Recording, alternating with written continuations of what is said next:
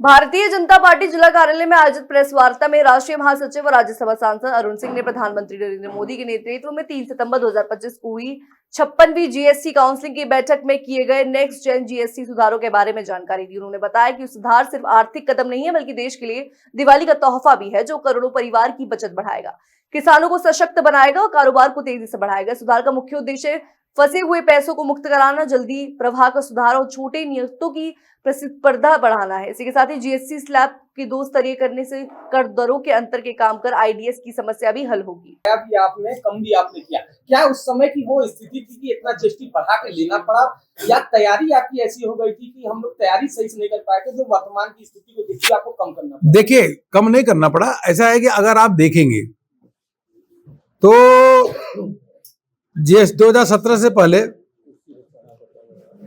28 प्रकार के टैक्स लगते थे, राज्यों में अलग अलग टैक्स लगते थे।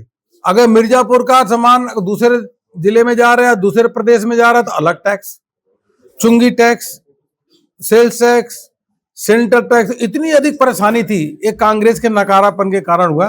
प्रधानमंत्री मोदी जी ने सभी को मिलाया, एक टैक्स लगाया, जिसके माध्यम से व्यापारी से लेकर के उपभोक्ता को सबको लाभ मिला, नंबर 1।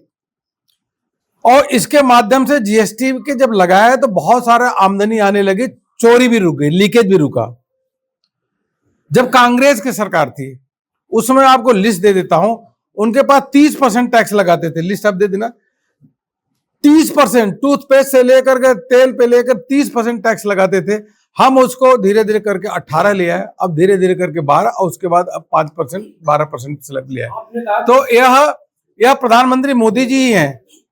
जब जीएसटी का कलेक्शन बढ़ता है तो उनका विराट हृदय तो देखिए।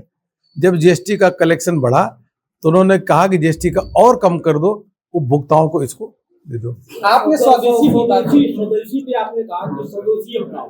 महात्मा गांधी ने आधी पट्टा ओढ़ के स्वदेशी का आह्वान किया, जनता पे इम्पैक्ट किया, और प्रधानमंत्री मोदी विदेशी कपड़ा पहनते, विदेशी चश्मा पड़ेगा। देखिए क्या है कि प्रधानमंत्री जो हमारे महात्मा गांधी जी भी, हमारे जो प्रेरणा स्रोत पंडित दीनदयाल उपाध्याय जी, उन्होंने भी स्वदेशी स्वावलंबन की बात कही और उस दिशा में आगे बढ़े, लेकिन उस दिशा में उतना आगे नहीं बढ़े। अब प्रधानमंत्री मोदी जी जो कहते हैं उस दिशा में अब पूरा देश ने एक जन आंदोलन बना लिया है, और प्रधानमंत्री तो खुद ही खादी का कपड़ा पहनते हैं।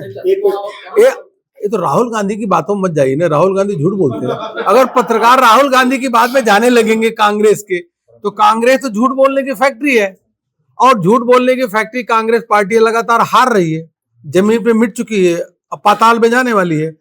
तो पूरे देश भर में देखे कांग्रेस के लोग जो इस प्रकार की बात करते हैं, अखिलेश जी ऐसी बात करते हैं। ट्रंप ने कहा कि रूस से तेल खरीद के जो है भारत और चीन युद्ध को बढ़ावा दे रहे हैं, और मैंने 7 युद्ध रुकवाया, पाकिस्तान का युद्ध मैंने रुकवाया, तो क्या कहना है इससे? देखिए, ट्रंप गलत कर रहे हैं, गलत बोल रहे हैं, और यह कुल मिलाकर के लड़ाई कुछ हो रहा है। वह चाहते हैं कि जो हमारे किसान हैं उनके जो उत्पादन गेहूं के रूप में कर रहे हैं, विदेश से गेहूं आए, अमेरिका से दूध आए।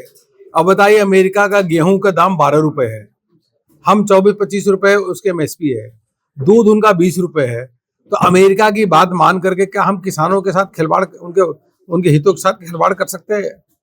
ऐसा नहीं। प्रधानमंत्री मोदी जी ने शुरू में ही स्पष्ट किया है कि किसान के हितों के साथ कोई समझौता नहीं होगा, किसी के आगे नहीं झुकेंगे, किसान सर्वोपरि है।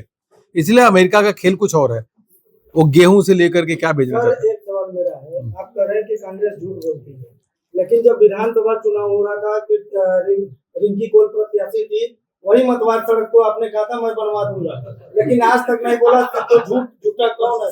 नहीं, देखिए, मतवार सड़क के लिए हमने बहुत प्रयास किया है, वाइल्ड लाइफ सेंचुरी के अंदर आता है, और कुल मिलाकर के सड़क बननी चाहिए। बहुत लोग परेशान है, दिक्कत में। आज भी मैंने डीएम से बात किया है, आज भी मुख्यमंत्री जी के यहाँ भी बात किया है, और सड़क बननी चाहिए। वास्तव में हम लगे हैं, लेकिन बन जाएगी, बनेगी। एक डेडलाइन दे दीजिए सर कि अब बन जाएगा। पिछले 8 सालों को तो यही हो रहा है कि अब बन जाएगा, अब बन जाएगा, अब बन जाएगा। देखिए, वह क्या है कि कुल मिलाकर जंगल की सड़क है, वाइल्ड लाइफ सेंचुरी की सड़क है। उसमें क्या होता है कि अगर सड़क बनाने को तो पूरे देश भर में बन गई है, पर उत्तर प्रदेश में सड़कों का जाल है। उसमें क्या है कि सड़क बनने के लिए पहले वन विभाग प्रपोजल भेजता है, फिर 50 एकड़ जमीन चाहिए, फिर उसका इम्पैक्ट असेसमेंट करो। इम्पैक्ट असेसमेंट करने के लिए देहरादून जाता है। अब देहरादून से एक मिनट, तो देहरादून से असेसमेंट करके आएगा,